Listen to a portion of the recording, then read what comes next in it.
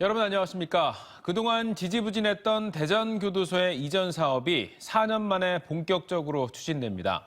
신축 교도소 부지 규모와 사업비를 소폭 줄이기로 하면서 사업 추진에 탄력을 받게 됐습니다. 2024년 착공에 들어가고 27년까지 이전하기로 대전시와 법무부 LH가 오늘 합의했는데요. 도안 3단계 개발도 마침내 숨통이 트여 탄력을 받게 됐습니다. 조혜원 기자입니다.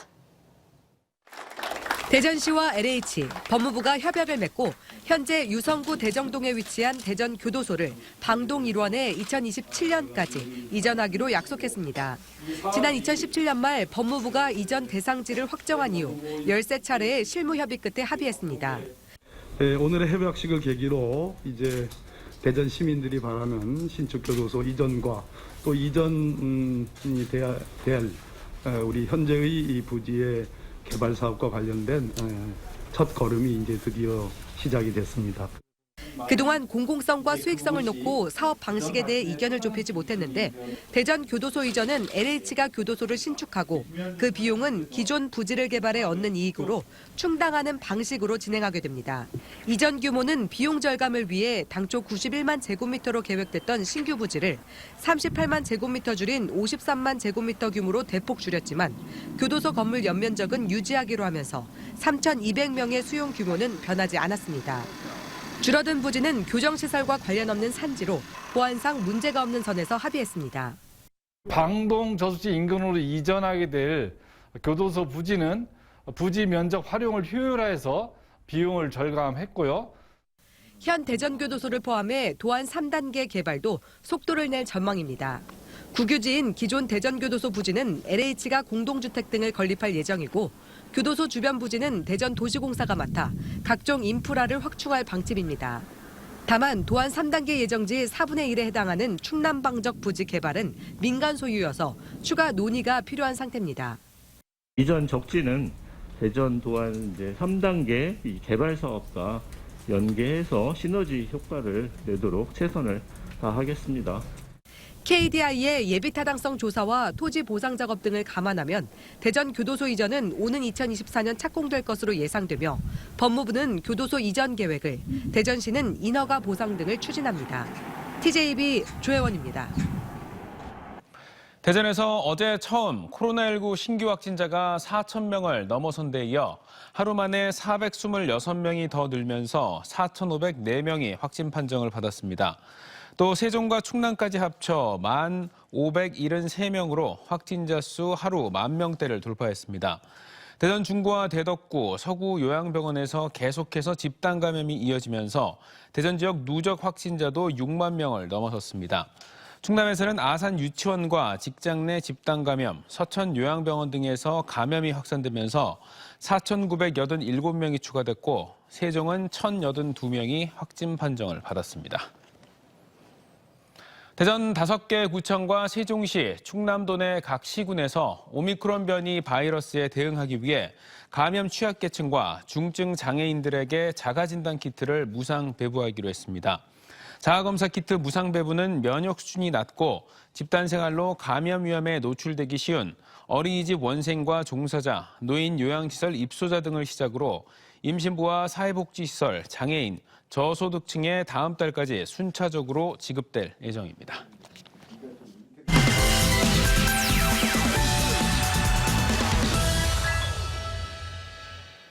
충남 논산시 교통약자 이동지원센터장이 소속 택시기사에게 사육장을 짓게 하는 등 직장 내 괴롭힘을 일삼았다는 소식 전해드린 바 있는데요. 이번에는 아산시 교통약자 이동지원센터에서 소속 택시기사가 직장 상사로부터 너는 맞아야 정신 차린다는 폭언과 욕설, 협박에 시달려 논란이 되고 있습니다. 직장 내 괴롭힘 금지법이 시행된 지 2년 7개월이 지났지만 별반 달라진 게 없는 실정인데 오늘 픽업 뉴스에서 관련 소식 집중 보도해드립니다. 먼저 이수복 기자입니다. 아산시 교통약자 이동지원센터에서 콜택시 기사로 일하는 A씨. 지난해 9월 택시를 운행하던 도중 같은 센터 소속 직장 상사에게서 전화가 걸려왔습니다. 상사는 대뜸 상스러운 욕설을 퍼부었습니다. 야, 너 오늘 일 못해. 얼른 들어와. 회사로 복귀하면 폭행을 가하겠다는 협박도 서슴지 않습니다. 너는 맞이야 정신 차려. 이리 들어와. 이 같은 폭언의 이유는 타이어 상태가 좋지 않은 택시의 차량 교환 시간을 변경할 수 있냐는 물음 때문이었습니다. 손님을 태우고 있는 상태니까 이 손님을 내려주고 가겠다 했는데도 한 20분이라는 짧은 시간에 6, 7번 전화를 해서 계속 욕설과 협박이 이루어져 있었거든요. 더 이상 참을 수 없다고 판단한 A씨는 센터에 조치를 취해달라고 요구했습니다. 하지만 이동지원센터는 개인 간의 문제이니 알아서 해결할 일이라며 반장에 대해 별도의 인사상 조치를 취하지 않았습니다. 단지 구두상의 주의만 줬을 뿐입니다. 이에 대해 해당 직장 상사는 A씨가 평소 자신을 존중하지 않아 폭언을 하게 됐고 나중엔 서로가 욕설을 주고받았다고 주장합니다. 호칭을 빼고 자네라고 그래요. 그런 사람들은 직장을 다닐 필요가 없어요. 직장이라는 건 어디구나 질서가 있어야 되는 거잖아요. 위계 질서라는 게. A씨는 지난달 국민권익위원회와 장애인 권익옹호기관 등에 민원을 접수했고 현재 대전 장애인 근로자 지원센터에서 정확한 사실관계를 살피고 있습니다. 직장 내 괴롭힘 금지법이 시행된 지 2년 7개월이 됐지만 근절되기까지는 갈 길이 멀어 보입니다. TJB 이수복입니다. 네, 이렇게 직장 내 괴롭힘이 사라지지 않는 데는 이유가 있습니다. 직장 내 괴롭힘 방지법이 있지만 신고를 해도 보복에 시달리는가 하면 실제 거의 처벌을 받지 않는 등 제도적인 한계가 있기 때문인데요. 앞서 전해드린 아산시 사례와 얼마 전 논산시 교통약자 이동지원센터 사례를 보더라도 법의 실효성을 높이는 등 전반적인 개선이 필요하다는 지적입니다. 이어서 김철진 기자입니다. B씨는 얼마 전 논산시 교통약자 이동지원센터에서 업무와 관련 없는 가축 사육장 짓기 등 직장 내 괴롭힘을 폭로했습니다. 하지만 보도 이후 돌아온 건 직장 상사의 폭언 등 보복 괴롭힘이었습니다. 저 때문에 피해를 봤다면서 욕설하고 소리를 지르면서 사무실 내에서 그렇게 저를 면박을 줬거든요. 실제 통계를 봐도 전체의 절반 이상이 신고 뒤 피해자 보호 등 조치 의무가 지켜지지 않은 채 방치됐습니다. 가해자나 사업주의 처벌로 이어지는 경우도 거의 없습니다. 직장 내 괴롭힘 금지법 시행 뒤 접수된 1만 4천여 건 중 검찰로 송치된 사건은 단 1.25%, 기소 의견만 추리면 0.46%로 극히 적습니다. 이 때문에 법의 실효성 논란이 꾸준히 불거지는 상황에서 노동청이 검찰 기소가 필요치 않은 과태료 부과를 더 적극적으로 펼쳐야 한다는 목소리가 높아지고 있습니다. 전문가들은 피해자가 괴롭힘을 인정받기 어려운 경우가 많기 때문에 근로기준법상 입증 책임도 사용자로 명시해야 한다고 조언합니다. 법의 취지가 근로자를 보호하는 거고 일방이 힘이 약할 경우 그런 부분에 대해서 입증 책임을 완화해 주는 게 사회 정의나 형평의 원리에 더 부합하는 거 아닐까라는 생각. 5인 미만 사업장이나 프리랜서 등 간접 고용 근로자는 법 적용 대상에 포함해야 한다는 지적도 있습니다. 지난해 관련 법 개정안이 발의됐지만 현재 국회에 계류 중입니다. 5인 미만 사업장에서도 직장 내 괴롭힘이 근절될 수 있도록 근로기준법 논의가 환노위에서 진행될 예정이고요. 저도 공동 발의한 만큼 이 직장 내 괴롭힘 근절을 위해서 함께 노력할 생각입니다. 지난해 9월과 10월 직장 내에서 집단 따돌림 등으로 대전에서 소방관과 공무원이 연달아 숨지는 등 직장 내 괴롭힘은 지금도 계속해서 발생하고 있는 가운데 사회 전반의 개선 노력이 필요해 보입니다. TJB 김철진입니다. 다음 소식입니다. 오늘 오후 1시 40분쯤 공주시 우성변 야산에서 불이 나 산불 진화 헬기 1대와 진화 인력 38명이 동원돼 1시간 반 만에 진화됐습니다. 불은 야산 1,500제곱미터가량을 태웠으며 소방당국은 정확한 화재 원인을 조사 중입니다. 뒤이어 오후 2시쯤에는 공주시 소학동의 한 야산에서 불이 나 야산 2천여 제곱미터가량을 태우고 1시간 만에 꺼졌습니다. 어제 저녁 7시 20분쯤 호남고속도로 지선 대전 방향 논산 벌곡 휴게소 인근에서 달리던 BMW 하이브리드 차량에서 불이 나 소방서 추산 1억 3천만 원의 피해를 낸 뒤 30분 만에 꺼졌습니다.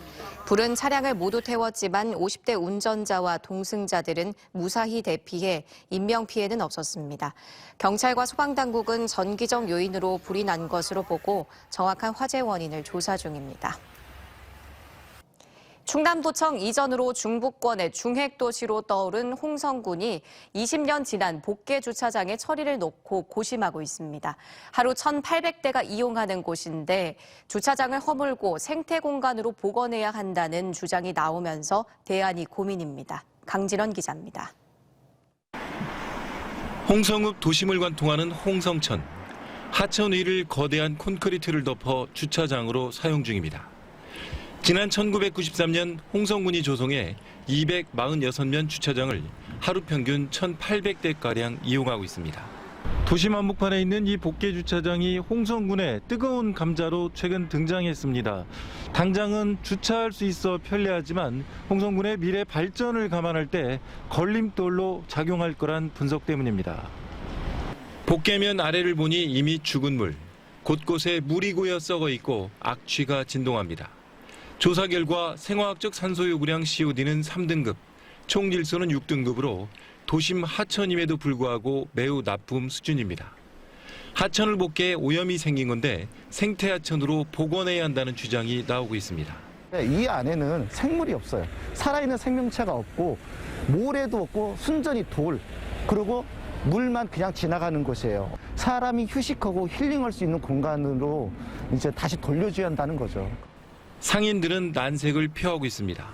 역세권 등 신도심이 개발되면서 원도심이 소외되는 마당에 주차장까지 사라지면 상권은 큰 피해를 볼 거라는 겁니다.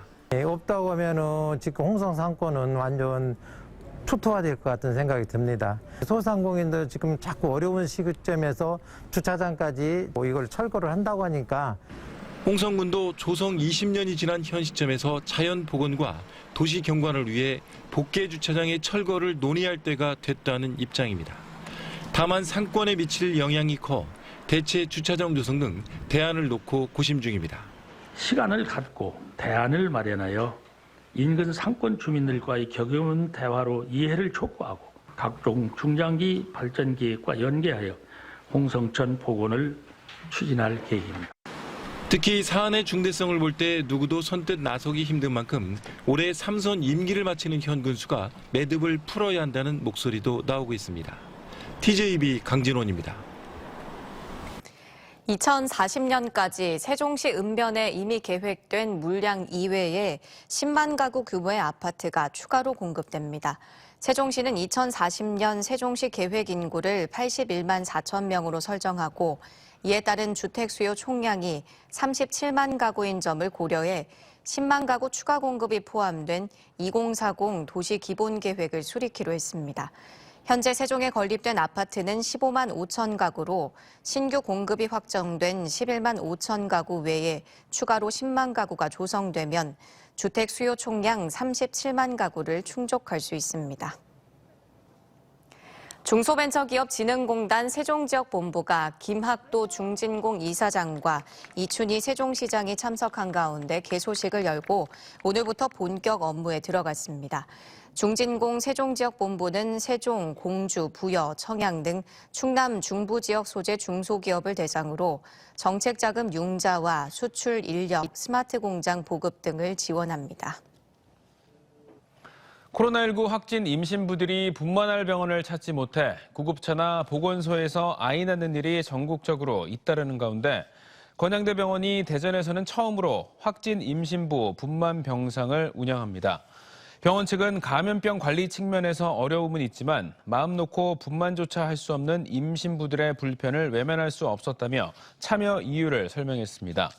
병원은 앞으로 대전시 요청을 받아 확진 환자 분만을 담당하며 자연분만의 경우 확진자 전담 병동에서 제왕절개의 경우 신관에 구축된 음압수술실에서 수술을 진행합니다. 대전 신세계 엑스포타워에 구축된 사이언스 센터가 기업 입주 절차를 완료하면서 다음 달부터 본격 운영에 들어갑니다. 완공 후 반년 가까이 비어있던 사이언스 센터는 총 16개 기업이 입주 신청을 한 가운데 특구재단 심의위원회는 신청서를 낸 기업들을 대상으로 기업 역량과 성장 가능성, 재무 건전성, 연구개발 특구 발전 기여도와 사업 내용 적정성을 평가해 6개사를 선정했습니다. 선정 기업은 대전 지역 4개 기업을 비롯해 전북과 서울 기업이 포함된 것으로 알려졌으며 이들 기업은 19층과 21층을 사용하게 됩니다. 충남도가 세계 2위 산업 의료용 가스 제조와 세계 3위 실리콘 웨이퍼 기업 등 모두 3개 외국 업체 투자를 이끌어냈습니다. 이는 올해 첫 외자 유치로 전체 투자액은 3개 기업에서 모두 1억 5,700만 달러 규모입니다. 이들 기업은 천안과 예산 산업단지 등의 생산 공장을 신축 또는 증축하며 공장이 완공되면 향후 5년간 8천억 원대 매출과 3천억 원대 수입 대체 효과, 110명의 신규 교용 허가가 있을 것으로 기대되고 있습니다. 천안시는 제과업계와 딸기 농가의 상생과 지역경제 활성화를 위해 다음 달 26일부터 4일간 베리베리 빵빵데이 축제를 개최합니다. 축제 기간 동네 빵집은 딸기를 활용한 빵을 10% 이상 할인된 가격에 판매하며 상품권을 지급받은 참가자들이 빵집 2곳 이상을 방문해 홍보용 사진과 동영상을 올리는 빵지술래 이벤트도 이어집니다. 또 홍보체험단도 모집해 선정된 주민들은 가족 단위로 딸기 농장을 방문해서 딸기 수확과 케이크 만들기 행사도 이어집니다. 독립기념관은 제103주년 3.1절 기념식을 자료 기증자와 내부 임직원 등 50여 명이 참석하는 자체 행사로 축소해 진행합니다. 대신 이번 기념식에는 ICT 기술 융합으로 신규 제작한 역사 체험 콘텐츠를 온 오프라인 동시에 오픈해 최초로 공개하고 청각 약자를 비롯해 직접 방문이 어려운 국민들을 위해 체험 콘텐츠도 함께 제공합니다. 지난해 충남에서 처음으로 출시된 공주페이 배달 앱이 시행 6개월 만에 지역 배달 시장 점유율 25%를 차지했습니다.